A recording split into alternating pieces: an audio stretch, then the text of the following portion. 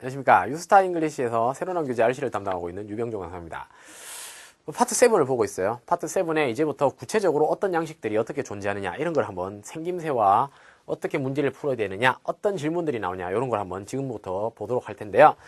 레슨 2입니다. 레슨 2는요. 편지라고 제목이 붙었고요. letter, 그 다음에 이메일, 메모 이렇게 세 개가 적혔는데 letter는요 아시다시피 옛날 구시대적 어떤 편지 형태가 되는 거고요. 그래서 실제 종이 서신으로 나가는 게 letter이라는 부분이죠. 이메일은요 요즘 이제 사회가 발달함에 따라 여러분 아시다시피 이메일로 주지 않습니까? 그거 되게 많이 나오거든요. 그거 얘기하고 메모라는 건요 편지나 이메일하고는 좀 다릅니다. 편지나 이메일은 이제 두 사람이 상호간에 주고받는 게 편지나 이메일이 되기 때문에 네가 이런 말 했지 내가 이런 말 했어 이런 식으로 주고가지만 메모 같은 경우에는요 보통 회사에서 자기 직원들한테 단방향으로 내려가는 통보기 때문에요. 뭐 네가 이런 말 했지 이런 건 좀 안 나옵니다. 그래서 약간은 좀 다른 형태가 되는데요. 그게 이제 뭐 어떻게 틀린지는 사실 비슷하게 나오기 때문에 이제 뭐 하나로 한 단원으로 이렇게 묶어서 나왔다고 생각을 하시면 됩니다.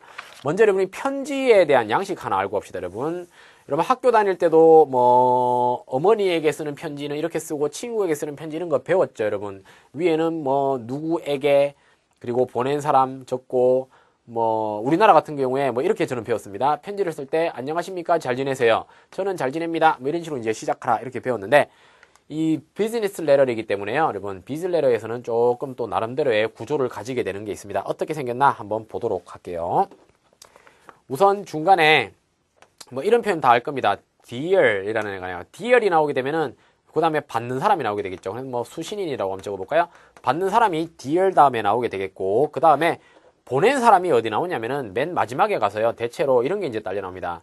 뭐 sincerely, truly, sincerely yours 혹은 best regards 이런 식으로 해가지고 뭐 이제 안부 인사를 그냥 붙이는 것 뿐이에요. 그리고 밑에다가 막 사인한 게 보낸 사람의 사인입니다, 여러분. 이거 잘 보시면 이름이 파악이 되겠죠. 그리고 밑에는 뭐가 나오냐면은 보낸 사람에 대한 정보, 즉 이 사람이 일하는 회사에 대한 정보가 밑에 따라 나오게 돼요. 주소가 나올 수도 있고요. 전화번호가 나올 수도 있습니다. 자, 그러면 받는 사람의 주소와 전화번호 정보는 어디 나오느냐? 요 디얼 위쪽에 나오는 애가 받는 사람의 주소 이런 식으로 들어가게 되는 거죠. 요거 파악이 되게 중요합니다. 왜냐면은 질문 속에서 문제가 나올 때 이제 무슨 회사 뭐 XX 회사가 있다. 이 회사에 대해서 맞는 것은 이렇게 묻는다면은 이 회사가 글 쓴 애의 회사인지 글 쓴 애의 회사인지 받는 애의 회사인지에 따라서 your company라든가 my company we 뭐 이런 식으로 표현이 된다거나 이런 게 이제 갈라지기 때문에 여러분이 이걸 파악을 꼭 하셔야 돼요. 그래서 편집과에서는 되게 중요한 게 뭐다? 받는 사람이 누군지 보내는 사람이 누군지 완벽하게 파악하시고 이 사람은 어디에 속한 사람인지 이 사람은 어디에 속한 사람인지 요걸 아는 게 굉장히 중요한 게 되겠죠. 보낸 사람 회사에 대한 정보는요 아래쪽에 나오는 경우도 있지만 이게 회사에서 나오는 양식이라면 보통 letterhead라고 이야기를 하는데요. 위쪽에 받는 사람 주소보다 더 먼저 나오는 경우도 있으니까요. 주소가 두 개 적혀 있으면 위에 게 보낸 사람 거구나 이렇게 하시면 되겠어요. 혹은 이쪽 구석에 가서 나오는 경우도 있습니다. 여기에 보낸 사람 회사에 대한 정보가 있구나 이렇게 파악을 할 수가 있겠죠. 그리고 단락은요 일반적으로 평균 3개의 단락을 가지게 되는데 뭐 문장의 내용에 따라 어쩔 때는 2개가 아주 간혹가다 나오는 경우도 있고요. 어떨 때는 조금 느려서 4개가 나오는 경우도 있고요. 이런 식의 양식을 가지게 됩니다. 그러면은 각각 단락에서 어떤 이야기를 하게 되느냐. 첫 번째 단락에서는요. 보통 글을 쓴 목적, 편지를 쓰는 목적 같은 게 이제 따라 나오게 돼요. 지난 시간에도 말씀드렸겠지만은 국제 어떤 상법상 비즈레터는요. 초반에 목적을 이야기를 해줘야 됩니다. 그래야 이 받는 사람이 뭐에 대해서 이야기를 하는구나. 그럼 뭐를 머릿속으로 준비를 하고 구체적으로 봐야 되겠다. 이렇게 이제 준비를 할 수가 있겠죠. 뭐 예외가 있긴 있습니다. 예외가 언제 있느냐면은 이게 회사와 회사 간의 중요한 거래 서신이 아니라 뭐 예를 들어 고객이 청바지를 샀는데 문제가 생겨서 불평불만을 적는 글이 나온다거나 내지는 뭐 되게 친한 사람끼리 그래서 회사 동료끼리 떠난 동료를 그리워하며 편지를 쓴다거나 이런 거에선 조금씩 뭐 다른 경우도 있긴 있어요. 그런 경우는 초반에 뭐 안부 인사로 대부분 초반이 다 떨어져 나가고요. 뭐 당신의 뭐 예를 들어 내가 참석했던 프레젠테이션에 연설자에게 편지를 쓴다면 당신 뭐 프레젠테이션 읽었는데요. 너무 좋았어요. 당신 정말 너무 좋아요. 사랑합니다. 이렇게 들어가고 당신의 이런 이야기가 특히나 기분이 좋았어요. 이러고 마지막에 가서 내랑 친구해주세요. 이렇게 끝날 수도 있겠죠. 그래서 간혹가다 끝에 가서 목적이 나오기도 합니다. 좀 캐주얼한 양식에서는 그렇지만은 이게 상업적인 문서라면은 목적은 앞쪽에 한 3줄 정도에서 반드시 나오게 되어 있다. 이렇게 생각하세요. 그러면 중간 단락이 뭐겠습니까? 그 편지에 대한 관련 세부 사항들이 중간에 따라 나오는 애가 두 번째 단락이 되는 거죠. 됐습니까? 자, 그래서 목적이 나오고 세부 사항이 나오고 뒤에 가서는 원래 일반적으로는 상업적인 문서에서는 뭐가 나오냐면은 요청이라든가 제안이라든가 등등의 것들이 끝에 가서 따라 나가게 되는 거죠. 자, 그럼 4개가 나오면 왜 4개가 나오냐면요. 마지막 부분에 가서 이런 얘기를 덧붙입니다. 어디로 연락주세요? 우리 회사는 어디 있습니다. 이메일 주소는 뭐고요? 전화번호는 몇 번입니다. 이런 것들이 맨 끝에 가서 붙게 되기 때문에 연락처는 끝에 나오는구나. 이렇게 이제 생각을 하겠죠. 왜 이걸 알아야 된다 그랬죠? 질문이 나올 때 키워드에 따라 묻고자 하는 게 정답이 어디 있는지를 미리 예측하기 위해서입니다. 그죠? 그래서 양식에 항상 적응을 하시고요. 자, 그러면 봅시다. 편지에 우리 글을 쓴 목적을 묻는 질문이라고 우리 레슨 2에 나오고 있는 부분을 한번 볼까요? 글을 쓴 목적을 묻는 질문들은요, 거기 써있죠, 우리요. 교재에 써있듯이, 뭐, purpose라고 묻는다거나, topic이라고 묻는다거나, reason, 혹은 뭐, why the letter was written, 이런 식으로 들어간다거나, why was the letter written, 이렇게 들어간다거나, 주로 첫 번째 이제 단락에 나오는 부분들이 이런 목적을 묻는 거다. 자, 그래서, 편지에서 목적을 물을 때, 편지 내부에 나오는 목적에 대한 대답들이 주로 이렇게 나온다 하는 거 있죠. 요런 아이들을 눈여겨봐 두시기 바랍니다, 여러분. I'm writing to 동사 하려고 편지를 씁니다. 목적이죠. 전화할 때는 뭐라 그럽니까? 이건 LC에서 나오는 건데 I'm calling to 동사 이런 식으로 나가지 않습니까? 그래서 그런 부분들 알아두시고 편지니까 calling이 나오진 않겠죠, 그죠? 자, 그 다음에 I'm pleased to let you know, 당신에게 알려주게 되어 기쁩니다. 이런 것들 써있는 대로 그대로고요, 여러분. 뭐 in response to, 이거는요 뭐뭐에 대한 응답으로란 말이기 때문에 상대방이 먼저 편지를 썼다라는 거를 완벽하게 파악할 수가 있고, 상대방이 먼저 쓴 편지가 뭔지를 이 in response to 다음에 나오게 되는 부분에서 파악을 할 수가 있기 때문에 이런 부분도 눈여겨봐야 되겠습니다.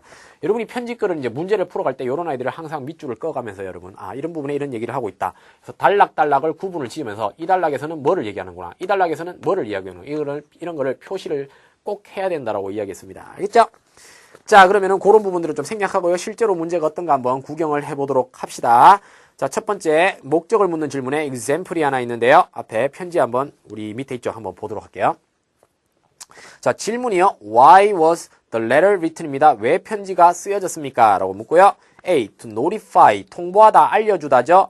Miss World 씨에게 about an interview date, 인터뷰 날짜를 알려주려고 통보하는 겁니다. B는요, announce job opening. 오프닝은 뭐냐? job opening은요, 회사에 김 과장님이 회사를 다니시다가 부장님하고 트러블이 있어서 사표를 내고 나가면은 어떻게 됩니까? 이 사람 자리가 비어 있게 되죠. 요런 거를 오프닝이라고 이야기를 하게 되고요. 뭐 혹은 회사에서 새로운 직원을 뽑기 위해서 이번 연도에 20명을 더 뽑자 하면은 오프닝들이 생기게 되는 겁니다. 그래서 오프닝은 공석이라고 생각하시면 되겠고요. 그래서 to obtain legal advice입니다. C예요. 그래서 어떤 법적 자문을 얻는 것이다. D. To recommend, 추천하는 거죠. former employee. 우리 회사에 옛날에 일했던 직원을 추천하기 위해서 글을 쓴다. 어떤 건가 한번 볼게요. 목적이니까 어디 나온다? 초반 3줄에 있다. 봅시다. 첫째 줄에 보시면 I'm writing to 나왔네요. 그럼 이 부분을 여러분이 캐치하시면은 이 문제를 쉽게 답을 달고 지나가는 거죠. I'm writing to request further assistance예요. further 하면은 추가적인 이런 말입니다. 원래 있는 게 있는데 거기에 더해서 플러스 알파로 내가 필요한 게 있어요. assistant, 도움이 필요합니다. 자, assistant가 여기서 키워드가 되겠죠. 동그라미를 치셔야 되겠습니다. from you, 너로부터의 concerning, 무엇에 관한 legal matter, 여 나왔죠. legal 나왔고 답은 뭐겠습니까? 답이 C구나. 이렇게 빨리 달 수가 있는 거죠. 그리고 스킴에서 또 내려가게 되겠습니다. 됐죠? 자, 그래서 이런 거를 파악을 하시고 그 다음 내용으로 한번 가보도록 할게요. 자, 두 번째 편지글에서는요, 많이 묻는 게 뭐냐면은 글을 쓴 사람, 받는 사람에 대한 이야기가 굉장히 많이 나오는데요. 그래서 발신, 수신인과 관련된 정보를 묻는다. 그래서 제가 뭐랬습니까? 수신인, 발신인 이렇게 구분을 해야 된다 그랬죠. 자, 그러면 이번에는 우리 이메일에 대해서도 하나만 이야기를 해보도록 하겠습니다. 편지, 종이론의 서신은 이렇게 쓴다. 이메일은 어떻게 나옵니까? 이메일 글은요, 이게 이메일 창 같은 게 이제 사진으로 그림으로 나오게 돼요. 그래서 위에 보면은 막 줄이 이렇게 나누어져 있습니다, 여러분. 나누어져 있고, 여기에 from 이런 거 나오고요. to 이런 거 나오고요. 그 다음에 subject라고 보통 주제가 주어지게 됩니다.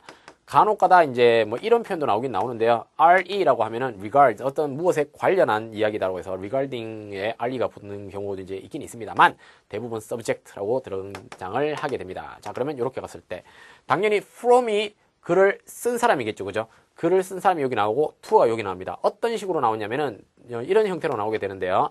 예를 들어 뭐 따옴표를 하고 사람 이름이 이제 나오는 경우가 있어요. 제인 킴이다.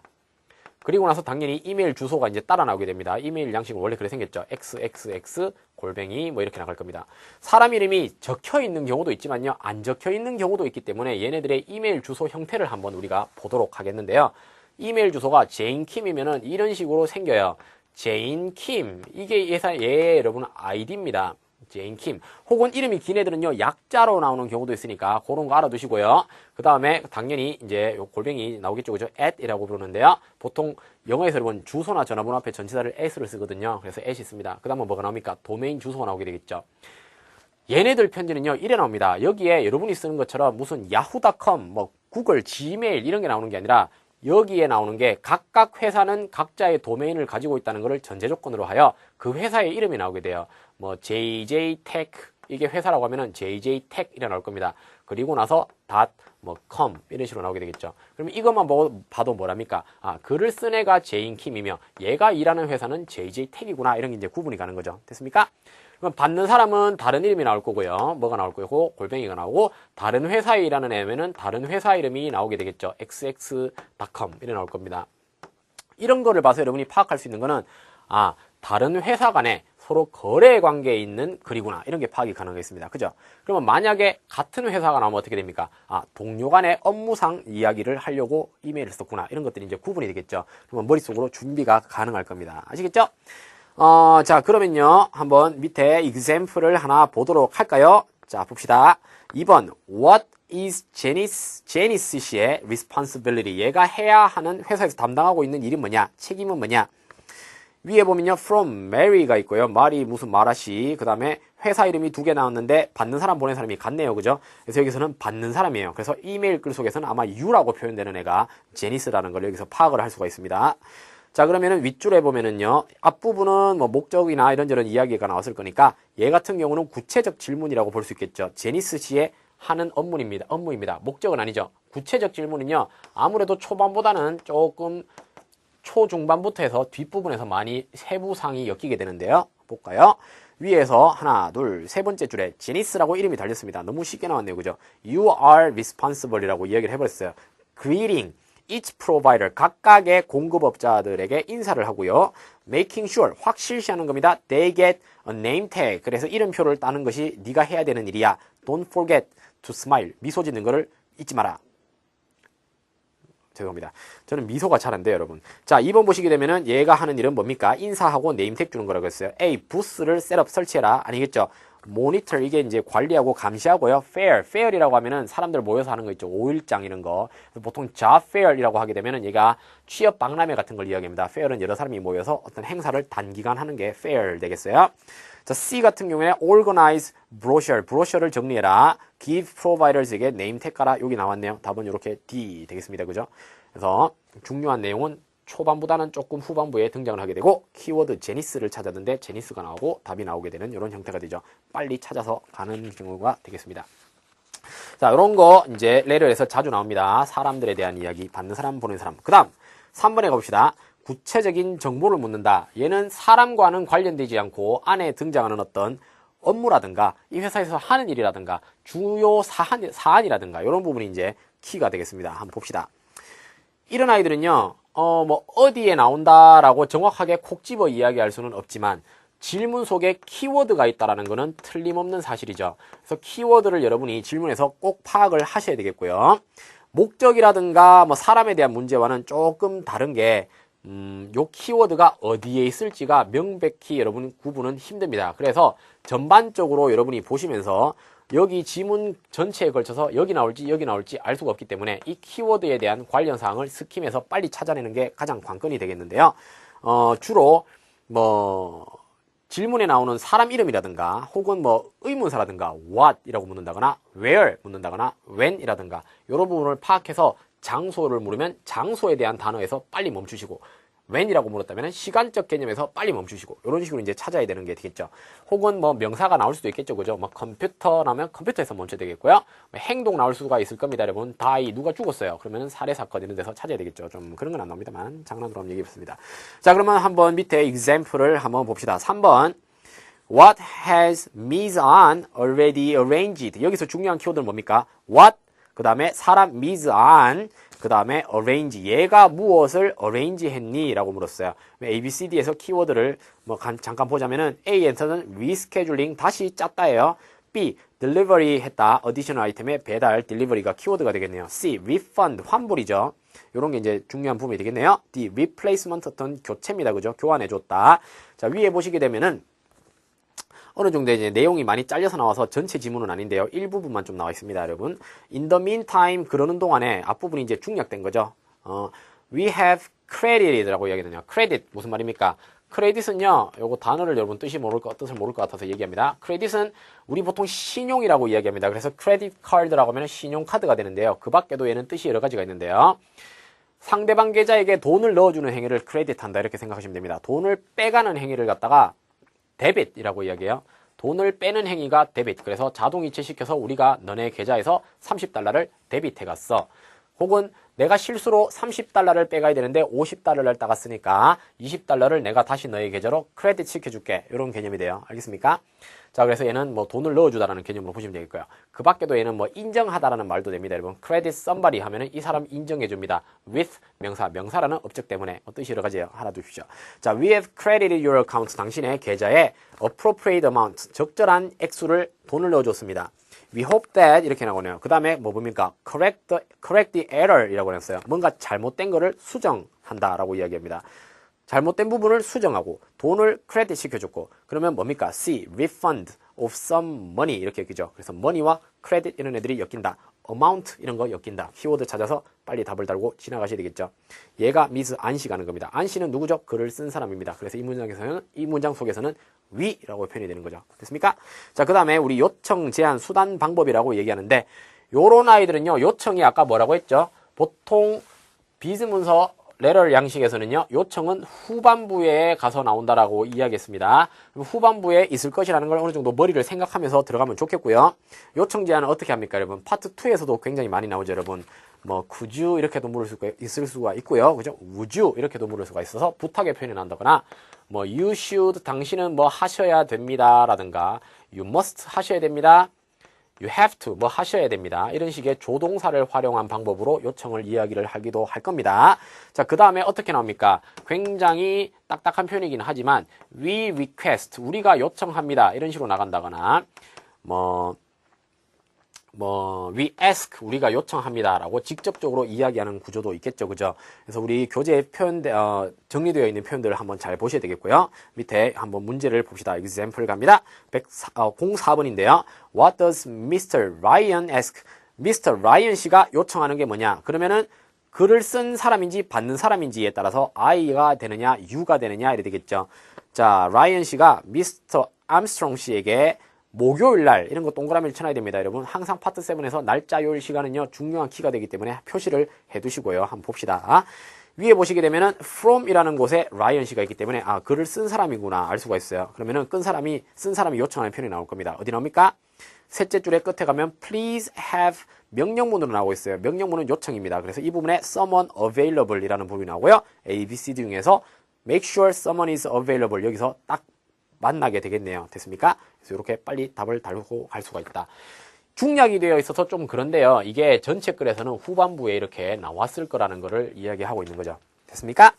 자, 그 다음에 계속해서 어떤 부분들을 신경 쓰셔야 되느냐. 5번인데요. 미래 상황에 대한 질문이다. 미래 상황이라는 거는 미래이기 때문에 글 속에서 아마도 날짜라든가 이런 언급이 어느 정도는 나오게 되겠죠. 그래서 미래 상황에 대한 제시도요. 편집글에서는 주로 후반에 가서 나옵니다. 무턱대고 앞으로 이럴 거야 이렇게 나오지 않겠죠. 이런 일이 있었는데 이렇게 앞으로 할 거야 이렇게 할 거니까 후반부에 있다 기억을 하시고, 주로 미래 상황에 대한 이야기는요, 날짜에 대한 이야기가 많이 나오며 장소에 대한 이야기도 많이 나오고 이래요. 아시겠습니까? 그리고 그 날짜나 장소에 일어나는 일에 대해서 보기에 질문의 내용 속에는 당연히 paraphrase 된 상태로 나올 것이라는 것은 당연한 얘기고요. 우리 교재 단원별로 paraphrase의 표현들이 정리가 다 되어 있죠. 한 번씩은 다 읽어보십시오. 걔네들만 시험에 나오는 건 아니지만요. 이런 예들로 많이 나왔다는 것을 머릿속에 받아야 돼서 반복되는 표현들로 나오기 때문에 이렇게는 이렇게 나오는구나 정리를 꼭 해두셔야 되겠습니다. paraphrase 놓치지 마세요, 여러분. 꼭 읽어보세요. 자, 우리는 간단하게 example을 또 보면서 얘기하겠습니다. 4번이에요. for what? 무엇 때문에 will money, 돈이 raised from the auction be used?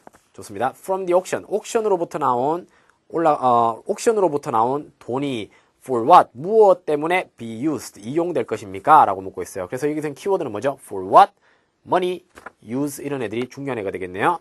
A는요, community enhancement, 지역 사회를 더 좋게 만드는 거고요. B, expenses, 비용에 대한 이야기를 하고 있습니다. 갈라쇼에 대한 비용이고요. C는요, association, 이 단체의 어떤 행정 비용에 대해서 얘기하고 있고요. D는 지역 회사 지역 회사의 어떤 업무를 보는 게 있는데요. 그런 부분에 사업 시작이죠. 쉽게 말해서 그런 부분에 대해서 쓰이느냐 이렇게 갑니다. 자, 위에 지문을 보시게 되면은 질문에서 나온 money와 엮이는 애가 어디 나옵니까?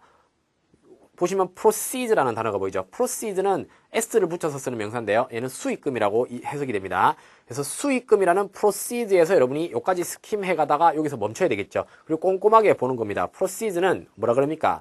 그 다음 줄에 new building, 새로운 건물, educational project, 그래서 교육 어떤 프로젝트 that will support our youth, 우리의 젊은 애들 and our community, 우리 커뮤니티에 사용되게 된다. 보시게 되면요. 여기는 새로운 건물, 교육 프로젝트 이런 식으로 들어가게 되는데 여기 보시게 되면은 우리 지역 사회에 대한 얘기하는 거 아닙니까? Support our youth and community니까 ABCD 중에 뭐겠습니까? 커뮤니티를 enhancement, 더 좋게 만드는 프로그램이 있는데 거기에 사용되는구나 이렇게 들어갈 수가 있겠죠. 됐습니까? 그래서 키를 찹니다. money와 proceed가 엮이는 거죠. 그 다음에 6번이 이제 전체 지문의 정보를 묻는다는 게 제가 제일 싫어한다는 그 not question입니다. 여러분 전반적으로 다 찾아 들어가야 되는 거 되겠죠. 요 아이들은요 우리 한번 찾아봅시다. 밑에 example 그냥 보고요. 봅시다. 가장 어려운 거고 지문 전체 어디에 답이 있을지 몰라요. 그래서 not question은 사실 여러분이 나머지 문제가 있고 not이 마지막에 나온다면은 앞에 문제들을 풀어가다가 not question은 미리 이렇게 좀 키워드를 동그라미 쳐놨다고요. 읽어 내려가면서 얘네들을 달면서 동시에 소거해 나갈 수 있다면 더 빨리 풀 수가 있고요. 그렇지 않으면 스킴해 나갈 때 중요한 단어들을 동그라미 쳐놓았다가 not question에 있는 키워드를 보면서 기억을 떠올려서 거기로 다시 빨리빨리 찾아가서 소거시켜 나갈 수 있어야 되겠습니다. 되게 잘하는 사람들은 뭐랬습니까? 문제 풀면서 바로 소거가 몇 개가 된다 그랬죠. 그거는 이제 나중에 천천히 연습하시고 일단 빨리 키워드를 동그라미 쳐놓고 찾는 거 연습하십시오. 자, 봅시다. 5번 which is not an activity. activity가 아닌 것은 뭐냐라고 이야기했습니다. National Cross Country Association. 이 단체에 의해 서포트되는 건 아니냐. 자, 위에 보면은 둘째 줄에 뭐가 보입니까? 15번째 Annual Charity Run이라고 합니다. 어떤 자선 모금 어떤 달리기 경주죠. 그죠? 그 다음에 September 이 날짜고요. Sponsored by 이라고 얘기합니다. 그래서 어떤 육상 경기 같은 게 나오나. 자, 봅시다. C죠. 얘가 5번에 Sponsoring Charity Events. 이 이벤트가 위에서는 Charity Run 이라고 표현됐고요. Charity Run이 일종의 이벤트이기 때문에 C가 여기서 날아가게 되겠죠. 그 다음에 보시게 되면요. 조금 하단부에 가서 보시게 되면은 Train for Endurance Events라고 이야기를 하는데요. 요 부분이 좀 지문에 좀 잘려서 나온 것 같은데. 자, train이라고 얘기합니다. train이 어쨌든 훈련시키다 아닙니까? training joggers라고 얘기합니다. endurance events는 뭐냐면은 endurance가 이런 내구 뭐라 그럽니까? 그거 갑자기 생각이 안 나네요. 근지구력이라 그러죠. 그래서 지구력을 그르는 이벤트라고 이야기하네요. 그래서 training joggers라고 생각을 할 수가 있죠. 뛰는 거는 오래 뛰니까 그죠? 자, exercise 이런 말들 앞에 나와 있습니다. 그죠? 그 다음에 또 어떤 부분 가냐? 맨 마지막에 보면은 vaccinations for children. 애들에게 백신 맞추는 거라고 이야기해요. 이게 뭡니까? 뒤에 보면은 immunizing children이라고 했습니다. immunizing이라고 하는 애는 뭐냐면 면역을 기른답니다. 프린트가 좀 흐릿하게 나와서 잘 안 보이는데요. 애들 면역 체계를 기른다. 이게 백신하고 엮이죠. 그래서 D도 날아가게 되겠네요. 그 다음에 B가 보시게 되면요. 헬스 비디오라고 적혀있죠. 그래서 건강 비디오를 만든다. 이런 얘기는 안에 없었습니다. 그래서 답은 B 이렇게 들어갑니다. 보시다시피 초반부터 해서 끝까지 다 나누어서 나와요. 그래서 굉장히 까다로운 유형이며 특히 시간 관리가 중요합니다, 여러분. 한 몇 번 찾아서 못 찾겠다 하면은 너무 매달리지 마시고요. 있는 것 중에서 빨리 찍고 다음 문제로 넘어가는 게 더 좋을 수도 있겠습니다. 아시겠죠?